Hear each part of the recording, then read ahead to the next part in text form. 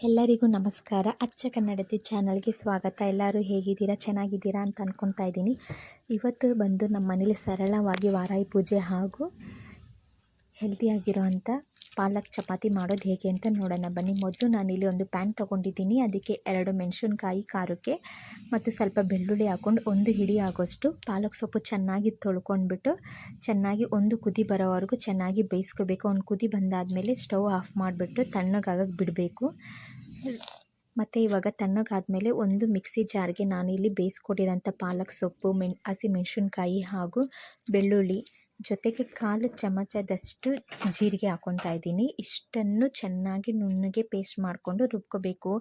ನಾರ್ಮಲಾಗಿ ಚಪಾತಿ ಮಾಡ್ಕೊಂಡು ತಿನ್ನೋ ಬದಲು ಈ ಥರ ಹೆಲ್ದಿಯಾಗಿ ಪಾಲಕ್ ಸೊಪ್ಪು ಹಾಕ್ಕೊಂಡು ತಿನ್ನೋದ್ರಿಂದ ಮಕ್ಳಿಗೂ ಒಳ್ಳೆಯದಾಗುತ್ತೆ. ಮಕ್ಕಳಂತೂ ಸೊಪ್ಪು ತರಕಾರಿ ತಿನ್ನಲ್ಲ, ಅಂಥ ಮಕ್ಕಳಿಗೆ ಇದು ಒಳ್ಳೆಯದೇ ಫುಡ್ ಅಂತಲೇ ಹೇಳ್ಬೋದು.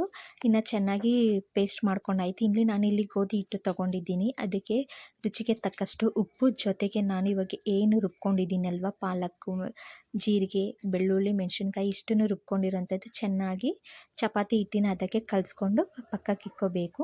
ಇವಾಗ ಚಪಾತಿ ಹಿಟ್ಟು ಕಲಸಿರೋದಲ್ಲಿ ಸ್ವಲ್ಪ ತೊಗೊಂಡು ಅದನ್ನ ಚಪಾತಿ ಹಿಟ್ಟು ಎತ್ಕೊಂಡು ಲಟ್ಟಿಸ್ಕೊತಾ ಇದ್ದೀನಿ. ಇದೇನು ಕಾಮನ್ನ, ಎಲ್ಲರೂ ಮಾಡ್ತೇವೆ, ಅವಳು ಏನು ಹೇಳ್ತಿದ್ದಾಳೆ ಅಂತ ಅಂದ್ಕೊತಾ ಇದ್ದೀರಾ? ಹಾಗೇನಿಲ್ಲ, ನನಗೆ ಹೇಳಬೇಕು, ನನಗೆ ಮಾಡಬೇಕು ಅನಿಸ್ತಾ ಅದಕ್ಕೆ ಹೇಳ್ತಾ ಇದ್ದೀನಿ. ಏನಿಲ್ಲ, ಎಲ್ಲರೂ ಕಾಮನಾಗಿ ಚಪಾತಿ ಮಾಡ್ತೀವಿ. ಈ ಥರ ಸ್ವಲ್ಪ ವೆರೈಟಿಯಾಗಿ ಮಕ್ಕಳು ಮಾಡಿಕೊಂಡ್ರು ಅವ್ರು ಇಷ್ಟಪಟ್ಟು ತಿನ್ಕೊಂಬರ್ತಾರಲ್ವ. ಬಾಕ್ಸಿಗಂತ ಹಾಕಿದ್ರೆ ಅದನ್ನು ಸಹ ಬೇಗ ಖಾಲಿ ಮಾಡ್ಕೊಂಡು ಬರ್ತಾರೆ. ಇವಾಗ ನಾರ್ಮಲಾಗಿ ಚಪಾತಿ ಮಾಡ್ತೀವಿ. ಇದ್ರ ಜೊತೆಗೆ ಸ್ಟಫಿಂಗ್ ಅಂತ ಈ ಪಾಲಕ್ ಸೊಪ್ಪು, ಸ್ವಲ್ಪ ಮೆಂತ್ಯ ಎಲ್ಲ ಮಿಕ್ಸ್ ಥರ ಹಾಕಿ ಮಾಡೋದ್ರಿಂದ ಅಂತೂ ಅವ್ರಿಗೆ ಗೊತ್ತಾಗಲ್ಲ, ಏನು ಹಾಕಿದ್ದೀವಿ ಅಂತಲೂ ಗೊತ್ತಾಗಲ್ಲ. ಅವರು ಇಷ್ಟಪಟ್ಟು ತಿನ್ಕೊಂಡು ಬರ್ತಾರೆ.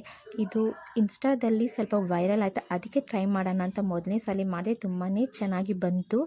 ಯಾವುದೇ ಥರ ಪಾಲಕ್ ಸೊಪ್ಪು ಸ್ಮೆಲ್ ಅಂತೂ ಬಂದಿಲ್ಲ, ಏನೂ ಇಲ್ಲ. ನಾವು ಸೊಪ್ಪು ಹಾಕಿದ್ದೀವಿ ಅಂತಲೇ ಗೊತ್ತಾಗಲ್ಲ, ಅಷ್ಟು ಚೆನ್ನಾಗಿ ಟೇಸ್ಟಿಯಾಗಿ ಬಂತು. ನೀವು ಸಹ ಮಾಡ್ಕೊಂಡು ತಿನ್ಬೋದು, ತುಂಬಾ ಚೆನ್ನಾಗಿದೆ. ಇನ್ನು ಇದಕ್ಕೆ ಸೈಡ್ ಡಿಶ್ಗೆ ನಾನೇನು ಬೀಟ್ರೋಟ್ ಪಲ್ಯನೂ ಸಹ ಮಾಡಿದ್ದೀನಿ. ಲಂಚ್ ಬಾಕ್ಸಿಗೆ ಏನೇನು ತಯಾರಿ ಎಲ್ಲ ಮಾಡಿ ಫಿನಿಶ್ ಆಯಿತು. ಇನ್ನೇನು ಮಕ್ಕಳು ಸ್ಕೂಲ್ಗೆ ಹೋಗೋವರೆಗೂ ಸ್ವಲ್ಪ ಬ್ಯುಸಿ ಇರ್ತೀವಿ. ಮಕ್ಕಳು ಸ್ಕೂಲ್ಗೆ ರೆಡಿ ಮಾಡಿ ಲಂಚ್ ಬಾಕ್ಸ್ ಪ್ರಿಪೇರ್ ಮಾಡಿ ಕಲಿಸಾದ್ಮೇಲೆ ಸ್ವಲ್ಪ ಫ್ರೀ ಇರ್ತೀವಿ. ಒಂದು ಕಪ್ ಬಿಸಿ ಕಾಫಿ ಕುಡಿದ್ಬಿಟ್ಟು ಕೆಲಸ ಮಾಡೋಷ್ಟರಲ್ಲಿ ಟೈಮ್ ಸಾಕಾಗ್ಬಿಡುತ್ತೆ. ಮಕ್ಕಳು ಇರೋ ಮನೆ ಅಂತೂ ಕೆಲಸ ಅಂತೂ ಜಾಸ್ತಿ ಇರುತ್ತೆ, ಹೇಳೋಕ್ಕೆ ಆಗಲ್ಲ. ಎಲ್ಲ ಕಡೆ ಹರಡಿರ್ತಾರೆ, ಬಟ್ಟೆ ಸಾಮಾನು ಮತ್ತು ಆಟ ಸಾಮಾನು ಏನೇ ಒಂದು ಎಲ್ಲ ಇಟ್ಟಿರ್ತಾರೆ. ಅದೆತ್ತು ಕ್ಲೀನ್ ಮಾಡಿ ಮನೆ ಕಸ ಒಂದು ಕಡೆಯಿಂದ ಕಸ ಗುಡಿಸ್ಕೊಂಡು ಬಂದು ಮನೆ ಒರೆಸಿ, ಇನ್ನು ಮನೆಯೆಲ್ಲ ಒರೆಸಿ ಕ್ಲೀನ್ ಮಾಡಿ ಸ್ನಾನ ಎಲ್ಲ ಮಾಡ್ಕೊಂಡು ಬಂದುಬಿಟ್ಟು ಈ ಮನೆ ಮುಂದ್ಗಡೆ ಕಸ ಗುಡಿಸಿ ರಂಗೋಲಿ ಎಲ್ಲ ಹಾಕಿರೋದೆಲ್ಲ ತೆಗೆದು ಹೊಸಲಿಗೆ ಅರಿಶಿಣ ಕುಂಕುಮ ರಂಗೋಲಿ ಹಾಕಿ ಅಲಂಕಾರ ಮಾಡ್ಕೊಂಡಾದ್ಮೇಲೆ ದೇವ್ರ ಮನೆಗೆ ಬರಬೇಕು. ದೇವ್ರ ಮನೆಗೆ ಬಂದು ಅಲ್ಲಿರೋಂಥ ಹಳೆ ಹೂಗಳು ಎಲ್ಲನೂ ಸಹ ರಂಗೋಲಿ ಪ್ರತಿಯೊಂದು ಎಲ್ಲ ತೆಗೆದು ಮೊದಲಿಂದ ಶುದ್ಧಿ ಮಾಡಿಬಿಟ್ಟು ದೇವ್ರ ಮನೆ ಯಾವಾಗಲೂ ಫಸ್ಟು ನಾವು ತಣ್ಣಗೆ ಮಾಡ್ಕೋಬೇಕು. ಸ್ವಲ್ಪ ಅರಿಶಿಣ ನೀರಿಂದ ತಣ್ಣಗೆ ಮಾಡ್ಕೊಂಡ್ಬಿಟ್ಟು ಏನೇ ಒಂದು ಪ್ರತಿಯೊಂದು ಕೆಲಸನೂ ಸ್ಟಾರ್ಟ್ ಮಾಡ್ಕೋಬೇಕು. ನಾನಿಲ್ಲಿ 9 ದಿನ ಗುಪ್ತ ನವರಾತ್ರಿ ಪೂಜೆ ಮಾಡ್ತಾಯಿದ್ದೀನಿ. ಇವತ್ತು ಕೊನೆ ದಿನ ಅಲ್ವಾ, ಅದರಿಂದ ಸ್ವಲ್ಪ ಸ್ಪೆಷಲಾಗಿ ಮಾಡೋಣ ಅಂತ ಅಂದ್ಬಿಟ್ಟು ಸಿಂಪಲ್ಲಾಗಿ ವಾರಾಯಿ ಪೂಜೆ ಮಾಡ್ತಾಯಿದ್ದೀನಿ. ಮೊದಲು ನಾನು ದೇವ್ರ ಮನೆಯೆಲ್ಲ ಸ್ವಚ್ಛ ಮಾಡಿ ಕ್ಲೀನ್ ಮಾಡಿಕೊಂಡು ಸ್ವಲ್ಪ ರಂಗೋಲಿ ಬಿಡ್ಕೊತಾ ಇದ್ದೀನಿ. ಅರಿಶಿಣದಿಂದ ಸ್ವಲ್ಪ ತಾರಿಸ್ಕೊಂಡು ಅಷ್ಟದಳ ರಂಗೋಲಿ ಹಾಕ್ಬಿಟ್ಟು, ಶಂಖ ಚಕ್ರ ರಂಗೋಲಿ ಹಾಕ್ಬಿಟ್ಟು ದೇವ್ರ ಮನೆ ಏನೇನಿದೆ ಪ್ರತಿಯೊಂದು ಕ್ಲೀನ್ ಎಲ್ಲ ಮಾಡಿಕೊಂಡು ಹೊಸ ಹೂವೆಲ್ಲ ಮುಡಿಸಿ ದೀಪಕ್ಕೆ ಬತ್ತಿ ಎಣ್ಣೆ ಎಲ್ಲ ಹಾಕ್ಕೊಂಡು ಎಲ್ಲ ರೆಡಿ ಮಾಡ್ಕೊಂಡು, ಇನ್ನು ವಾರಾಯಿ ಪೂಜೆ ಮಾಡಬೇಕಂತಂದರೆ ಹೇಳೋದೇ ಬೇಡ. ತಾಯಿ ವಾರಾಯಿನ ನೆಂದವ್ರಿಗೆ ಕೈ ಬಿಡೋದಿಲ್ಲ ಅಂತ ಹೇಳೋ ಮಾತೆಲ್ಲ ಕಷ್ಟ ಅಂತ ಬೇಡ್ಕೊಂಡು ಹೋದಾಗ ತಾಯಿ ಕೈ ಎತ್ತು ನಡೆಸೋಳು. ನಮಗೆ ಏನೇ ಮನಸ್ಸಲ್ಲಿರೋಂಥ ಇಷ್ಟಾರ್ಥವನ್ನು ಕೇಳಿಕೊಂಡು ಈ 9 ದಿನ ಗುಪ್ತ ನವರಾತ್ರಿಯಲ್ಲಿ ಆಗುತ್ತೆ ಅಂತ ಹೇಳಿದ್ದಾರೆ. ಹಾಗೆ ಏನೋ ಒಂದು ಮನೆ ವಿಷಯಕ್ಕೋ ಅಥವಾ ಮನೆ ಕಟ್ಟೋದಾದರೂ, ಸೈಟ್ ಕಟ್ಟೋದಾಗಲಿ, ಬೇರೆ ಪರ್ಸ್ನಲ್ ವಿಷಯ, ದುಡ್ಡು ಕಾಸು ಯಾರಾದ್ರು ಕೊಡಬೇಕಿತ್ತು, ಏನೇ ಒಂದು ಗುಪ್ತವಾಗಿ ಮನಸ್ಸಲ್ಲಿ ಬೇಡಿಕೊಂಡು ದೀಪಾರಾಧನೆ ಮಾಡೋದ್ರಿಂದ ಬೇಗ ತಾಯಿ ಕರುಣಿಸ್ತಾಳೆ. ಹಾಗೆ ಮನಸ್ಸಲ್ಲಿ ಏನಾದರೂ ಅಂದ್ಕೊಂಡು ಸಹ 3 ಬತ್ತಿ ದೀಪದಲ್ಲಿ ಹಾಕಿ ಬೇಡೋದ್ರಿಂದ ಅಂತೂ ತಾಯಿ ವಾರಾಯಿ ದೇವಿ ಅಷ್ಟೇ ಇಷ್ಟಪಟ್ಟು ನಮ್ಮ ಆಸೆಯನ್ನು ಈಡೇರಿಸ್ತಾಳೆ.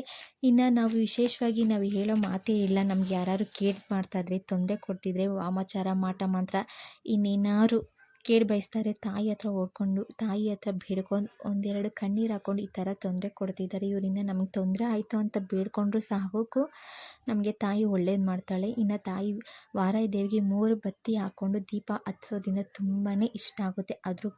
ಅದ್ರ ಜೊತೆಗೆ ನೈವೇದ್ಯಕ್ಕಿಂತ ಭೂಮಿಲಿ ಬೆಳೆದಿರೋಂಥ ಗೆಡ್ಡೆ ಗೆಣಸುಗಳು ಇಕ್ಕಿದ್ರಂತೂ ಇನ್ನೂ ತುಂಬ ಖುಷಿ ಪಡ್ತಾರೆ. ಅದ್ರ ಜೊತೆಗೆ 1 ಗ್ಲಾಸಷ್ಟು ಪಾನಕ ಇಕ್ಕಿದ್ರಂತೂ ಇನ್ನೂ ತಾಯಿ ಸಂಪೂರ್ಣನಾಗ್ತಾಳೆ. ಇನ್ನು ನಾನಿಲ್ಲಿ ಧೂಪ ತೊಗೊತಾ ಇದ್ದೀನಿ. ಇನ್ನು ತಾಯಿಗೆ ಸಾಯಂಕಾಲ ಹೊತ್ತು ಪೂಜೆ ಮಾಡುವಾಗಂತೂ ಧೂಪ ಹಾಕಿ ಪೂಜೆ ಮಾಡೋದ್ರಿಂದ ಮನೆಯಲ್ಲಿರೋವಂಥ ನೆಗೆಟಿವ್ ಎನರ್ಜಿ ಏನೇ ಇದ್ದರೂ ದೂರ ಆಗುತ್ತೆ. ನಾನು ಅಲ್ಲಿ ಬಿಳಿ ಸಾಸಿವೆ, ಕಪ್ಪು ಸಾಸಿವೆ, ಧೂಪ ಎಲ್ಲ ಥರ ಮಿಕ್ಸ್ ಮಾಡಿ ನಾನು ಪ್ರತಿ ಸಂಜೆ ಗೋಧೂಳಿ ಸಮಯದಲ್ಲಿ ಒಂದು ದಿನವೂ ಮಿಸ್ ಮಾಡಿದೆ ನಾನು ಧೂಪ ಹಾಕ್ಕೊಂಡು ಬರ್ತಾಯಿದ್ದೀನಿ. ಮನೆ ಮೂಲೆ ಮೂಲೆಗೂ ಪ್ರತಿ ಮೂಲೆ ಮೂಲೆಗೂ ಎಲ್ಲ ಕಡೆಯೂ ಈ ಧೂಪ ಹಾಕ್ಕೊಂಡು ಬರ್ತಾಯಿದ್ದೀನಿ. ಯಾಕಂದರೆ ಮನೇಲಿರೋಂಥ ನೆಗೆಟಿವ್ ಎನರ್ಜಿ ಏನೇ ಇದ್ದರೂ ಮನೆಯಿಂದ ಆಚೆ ಹೋಗಲಿ, ಆಚೆಯಿಂದ ಬರೋವಂಥ ಒಳ್ಳೆ ಪಾಸಿಟಿವ್ ಬರಲಿ ಅಂತ ನಾನು ಪ್ರತಿದಿನ ಪ್ರತಿ ಸಂಜೆ ಹಾಕ್ಕೊಂಡು ಬರ್ತಾಯಿದ್ದೀನಿ.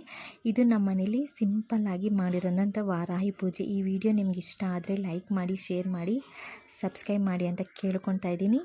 ಧನ್ಯವಾದ.